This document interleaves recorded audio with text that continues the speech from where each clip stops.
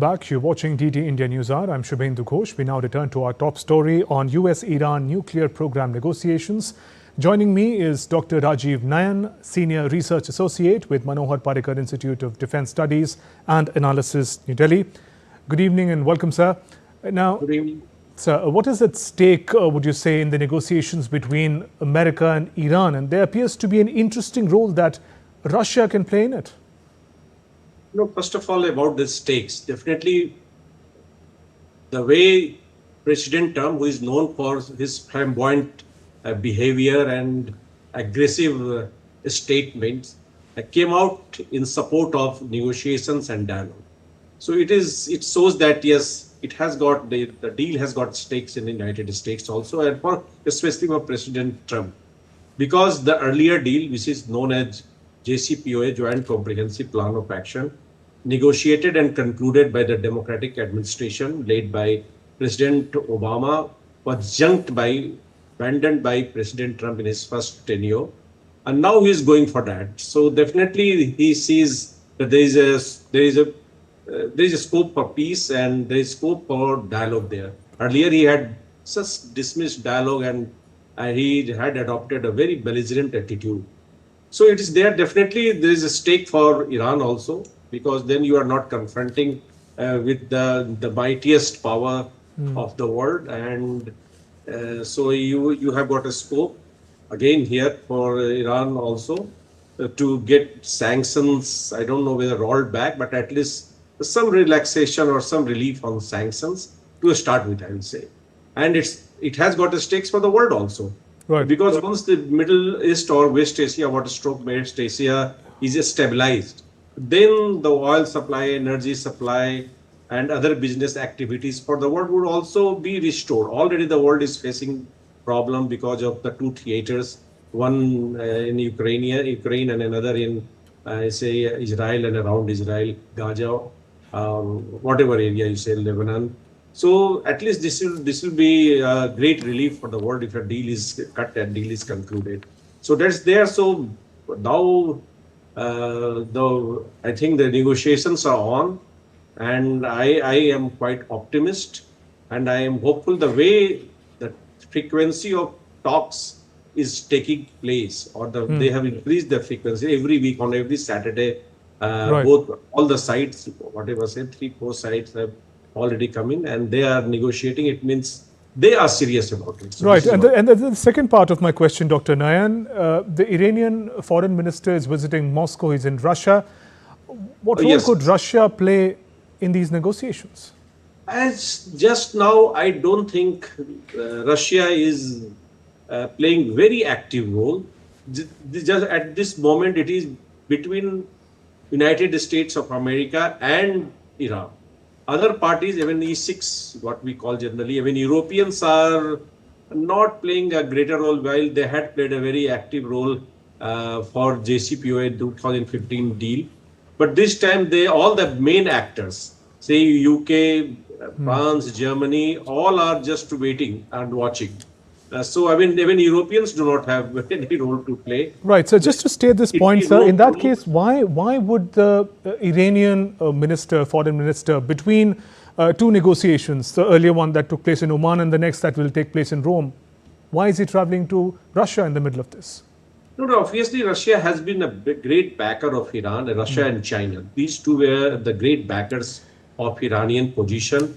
They were always sympathetic towards the Iranian position. Although when United States dumped the deal, they could not do much. Even they did not take very aggressive, assertive position, but they were on the side of Iran. So obviously, the Arachi, the current foreign minister of Iran, is a nuclear veteran.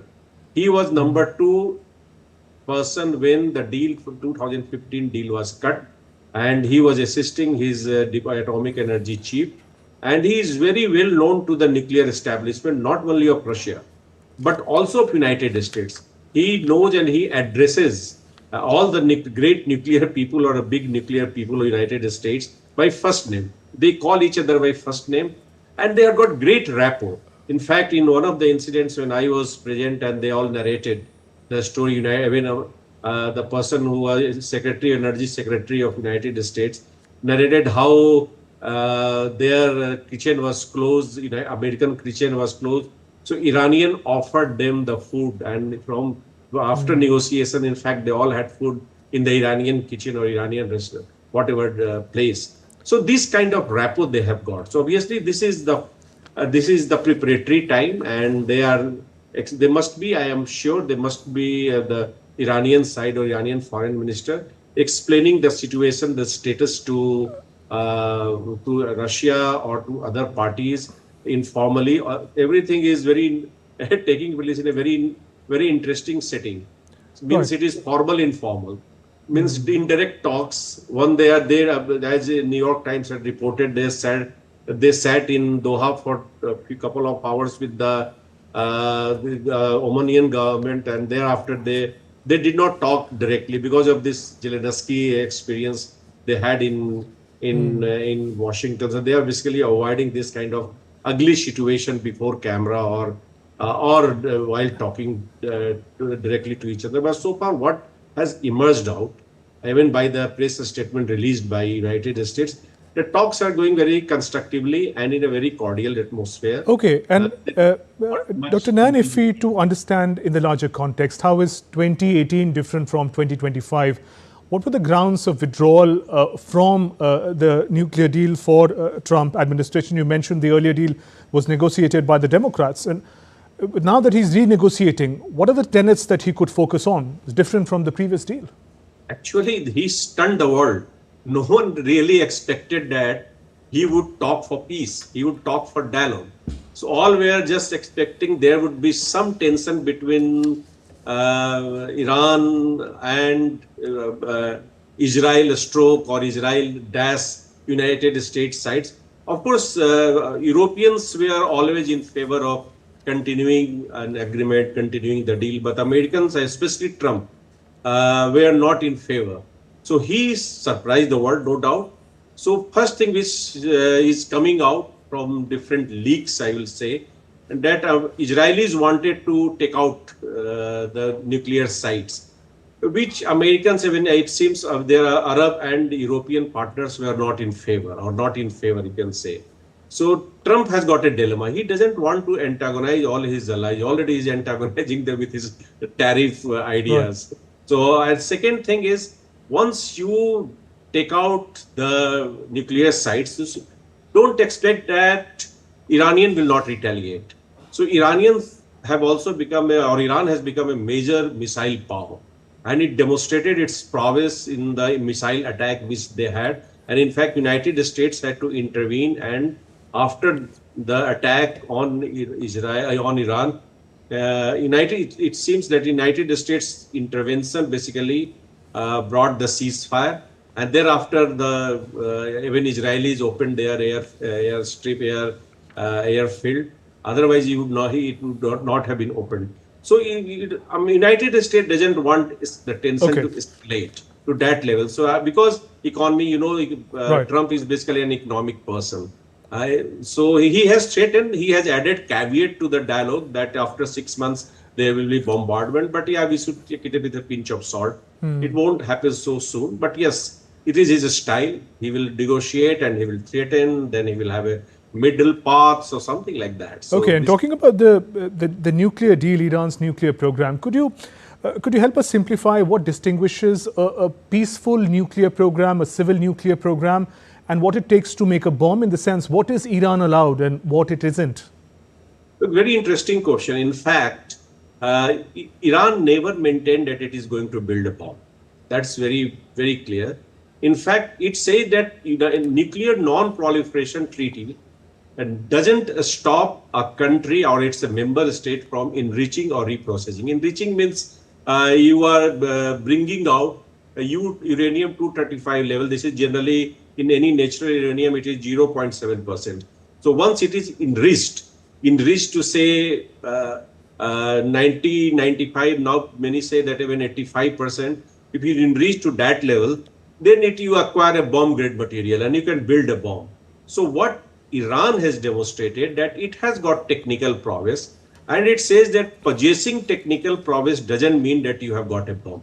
So this was the point of contention, and it says that NPT doesn't prohibit anywhere. So I am doing it for peaceful program. So earlier he had just frozen it to the, say, symbolic level, like 20%, up to 19.99% of enrichment. It means you are under low enriched uranium category. Once you are increasing it to 19.99, means 20% you are increasing, it means it is highly enriched uranium, it is called. It doesn't mean that it is a bomb grade material, but once you have started reaching its level, you start increasing it, then you come closer to building a bomb. So what Iran now says, that it has increased up to 60% level, although some European, American think tank says that no, it has already reached up to 83% or 85%. So it has acquired bomb grade material. So this is again point of contention. When IAEA has come out with a report that it has got 275 kg of enriched uranium, means like around 10 kg you can say, or some say 19 kg, depending on kind of bomb you are having. If you have got, then you can build one bomb at least. So they say that they can build around, say, 10 bombs, 11 bombs, whatever, depending on 8 bombs. So this is what they generally speculate. So what I would like to say, they have got capability, but they are demonstrating, or they are stating that they don't have intent to build a bomb. And then these negotiations become all the more important. Finally, sir, India has expressed optimism about the talks between US and Iran. India has important stakes vis-a-vis US, Iran, and the whole of West Asia.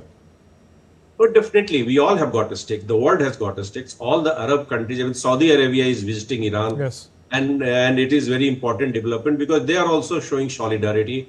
And the what is coming out, it seems that, yeah, there could be some deal. There are some, of course, negotiating positions. Generally, they all take maximalist position. They want that at least Iranians should stop enrichment, stop their nuclear activities. But what earlier National Security Advisor had indicated towards that. But now what is coming out is that they will somehow reach the same kind of deals, some plus minus here and there. But yeah, definitely they are in mood, and all know their red lines, where they can go, where they cannot go. So that point is very much there. And in fact, all the hawkish elements inside United States, NSA and Secretary of State, both are not involved in talks. Right. We'll have to wait and watch what happens next in the second round. Witkoff is involved, and their ambassador at that time, ambassador in Oman, was taken to the negotiating table. So I think, so it shows that, yeah, America is also serious about, and as India is optimist, so we all are optimists that something positive should come out of the talk. If not this time, next time, or after a month, whatever, but yeah, something. All right. On that note, Dr. Rajiv Nayan, thank you very much for joining us on the News Hour and sharing your perspective.